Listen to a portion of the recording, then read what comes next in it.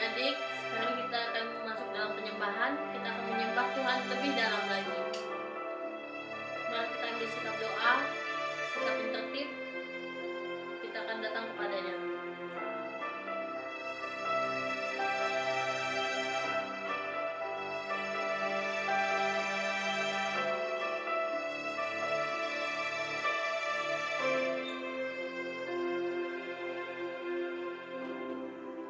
Bapakku datang menyembahmu di sini.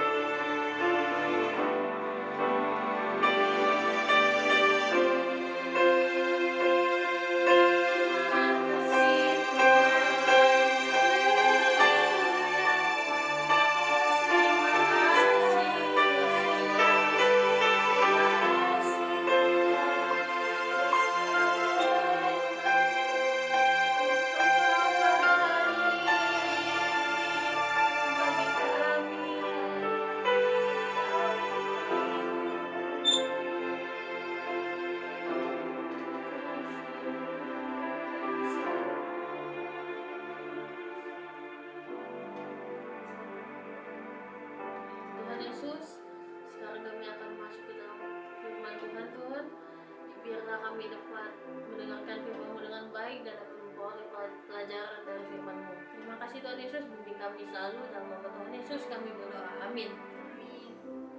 Shalom adik-adik, ketemu lagi dengan Kak Novi hari ini di ibadah online Psalm 21 Kids. Apa kabarnya adik-adik? Kakak percaya semuanya sehat dan juga selalu diberkati Tuhan. Amin. Amin. Nah adik-adik, tema kita di bulan ini apa?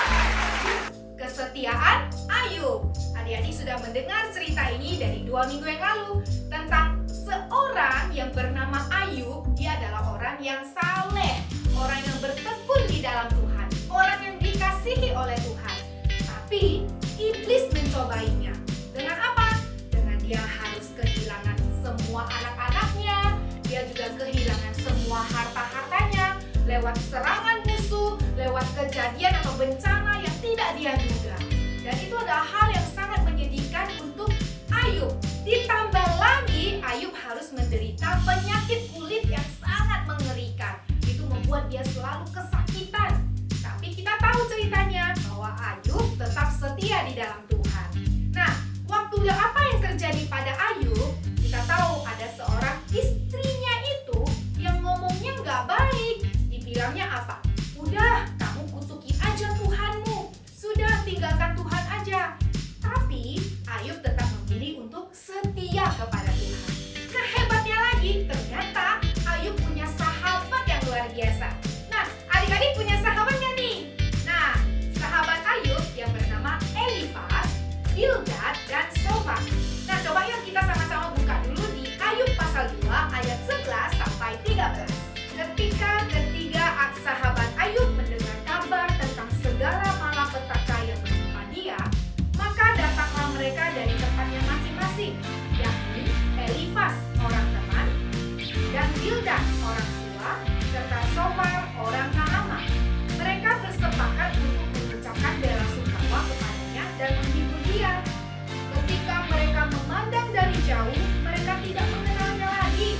Lalu menangislah mereka dengan suara nyaring. Mereka mengoyak jubahnya dan menaburkan debu di kepala terhadap langit. Lalu mereka duduk bersama-sama dia di tanah selama 7 hari 7 malam.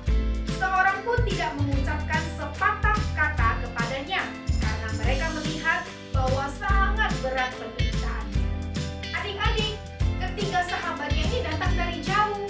Mereka rencana untuk datang menemui si Ayub karena mereka sudah dengar nih ada hal-hal yang sangat menyedihkan yang dialami oleh Ayub. Jadi mereka bertiga datang untuk menemui Ayub. Ternyata waktu sampai di sana mereka sampai tidak mengenalinya. Sampai kayak, loh, kok Ayub jadi kayak gitu? Loh, kok Ayub beda ya sama dengan yang dulu? Ya, biasanya kalau orang udah sakit, banyak masalah, mungkin perawakannya sudah berbeda. Nah, akhirnya mereka ikut sedih, mereka menangis, mereka mengoyakkan jubahnya, lalu mereka mendekati Ayub. Dan ketika mereka berjumpa dengan Ayub, Alkitab berkata berapa lama? 7 hari, 7 malam, mereka duduk bersama dengan Ayub di tanah tanpa sepatah kata apapun. Jadi mereka tidak bicara, mereka tidak ngomong, cuma diam saja. Lama banget, 7 hari, 7 malam. Sanggup gak adik-adik tahan tidak berbicara? Tapi itulah yang sahabat-sahabatnya lakukan. Kenapa? Karena mereka berpikir, kasihan si Ayub. Dia itu mungkin lagi gak butuh nasihat, mungkin dia gak butuh istilahnya kayak, udah ya acian gitu.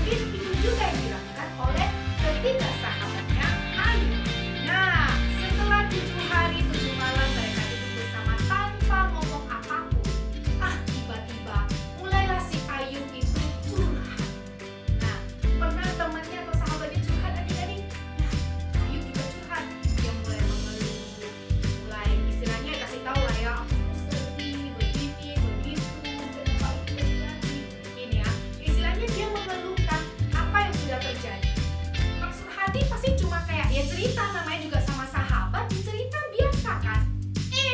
Adik-adik tahu apa yang terjadi? Mulailah ketiga sahabatnya berkata-kata. Mereka mulai ikut ngomong juga. Tapi ternyata omongan mereka nggak enak adik-adik. Mereka mulai pojokkan Ayub. Mereka mulai menyalahkan Ayub. Mereka juga bilang, jangan-jangan ya Ayub tuh punya dosa. Kamu harus bertobat. Jadi mereka mulai memberikan saran-saran untuk Ayub, saran atau nasihat yang tidak bijak. Mulai dari Elifaz, Bildad, Sofar, mereka ngomong dan selalu dijawab oleh Ayub. Kenapa? Karena Ayub dia tetap berpegang teguh pada firman Tuhan. Dia tahu bahwa hidupnya semua diatur oleh Tuhan. Nah, sahabat-sahabatnya mengeluarkan nasihat-nasihat yang tidak bijak. Itu yang membuat Ayub kecewa sama sahabat-sahabatnya. Nah, adik-adik, kita waktu kita menjadi seorang sahabat untuk teman kita yang sedih, kita harus belajar untuk memberikan nasihat atau saran atau ide yang tentunya sesuai dengan firman Tuhan. Itu namanya saran yang bijak. Jangan main menyalahkan aja. Kenapa kamu sakit? Wah, pasti karena kamu jarang ibadah online kan? Kamu udah jarang berdoa kan? Masa belum udah langsung nuduh-nuduh? Jangan adik-adik, tapi kita bisa kasih mereka ide atau saran yang bijak. Ayo, coba kamu berdoa lebih lagi. Minta Tuhan sungguh-sungguh. Pasti Tuhan kasih jalan keluar. Nah, itu kan kata-kata yang baik. Nah, tapi itulah yang dirasakan Ayub. Dia itu merasa kecewa dengan teman-temannya. Tapi Ayub tetap memilih untuk ikut firman Tuhan. Nah, ketika kita juga mendengar banyak nasihat, kita juga harus bisa memilih nasihat yang tepat adik-adik. Nasihat manakah yang sesuai firman Tuhan, atau nasihat yang hanya menyenangkan daging kita, yang menyenangkan hati kita sendiri, tapi itu harus menjadi nasihat yang sesuai dengan firman Tuhan. Nah, adik-adik, untuk mempelajari atau mencoba tentang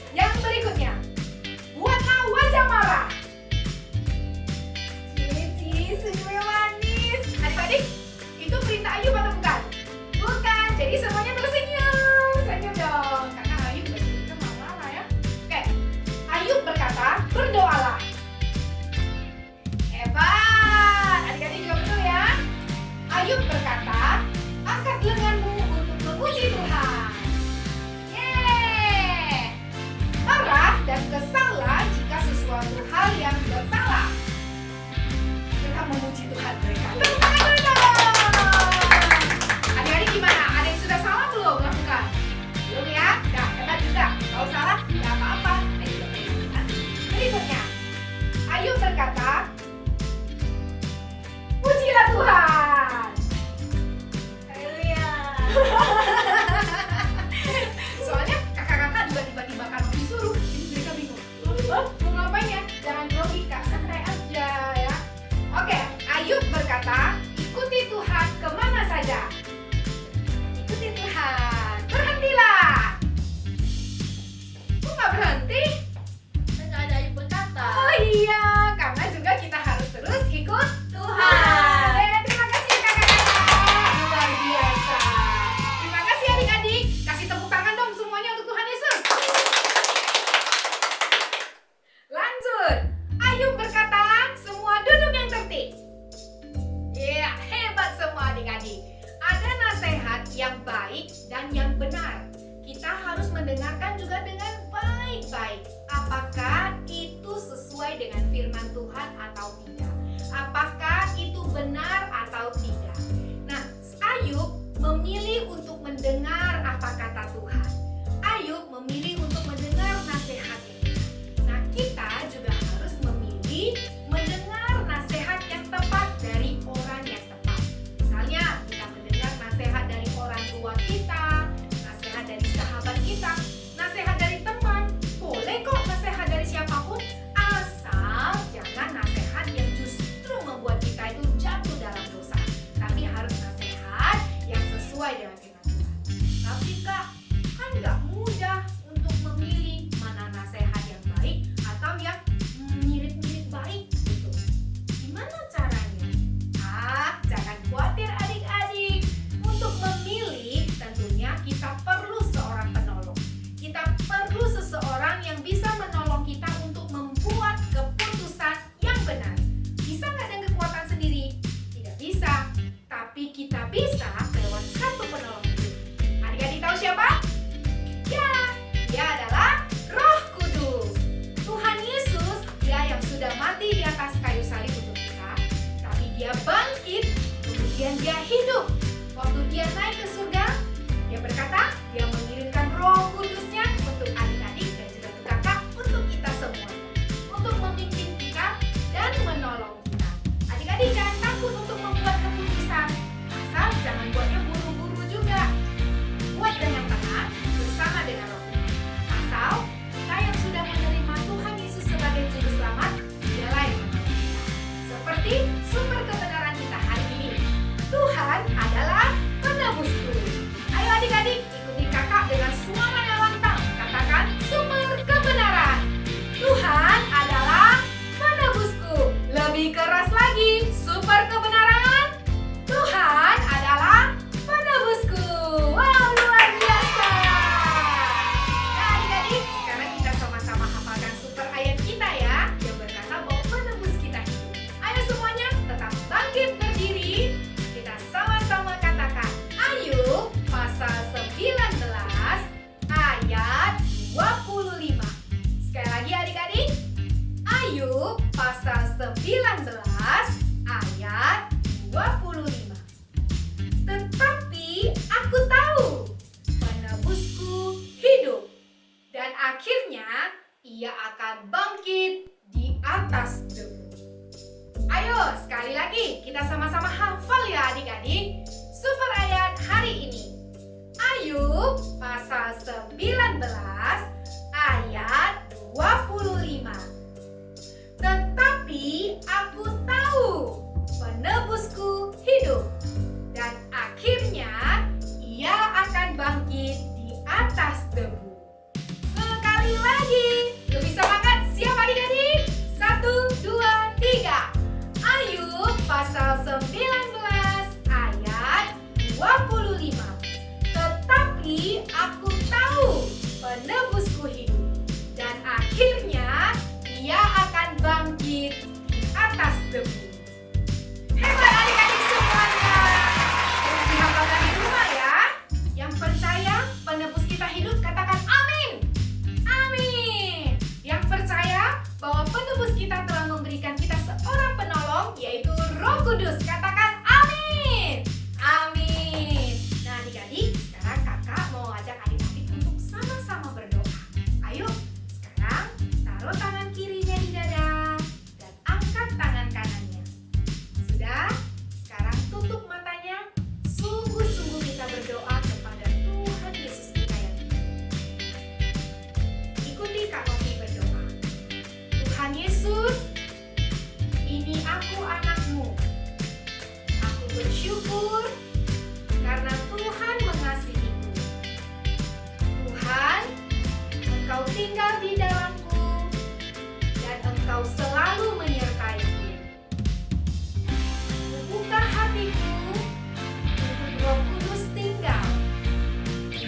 penolong buat hidupku.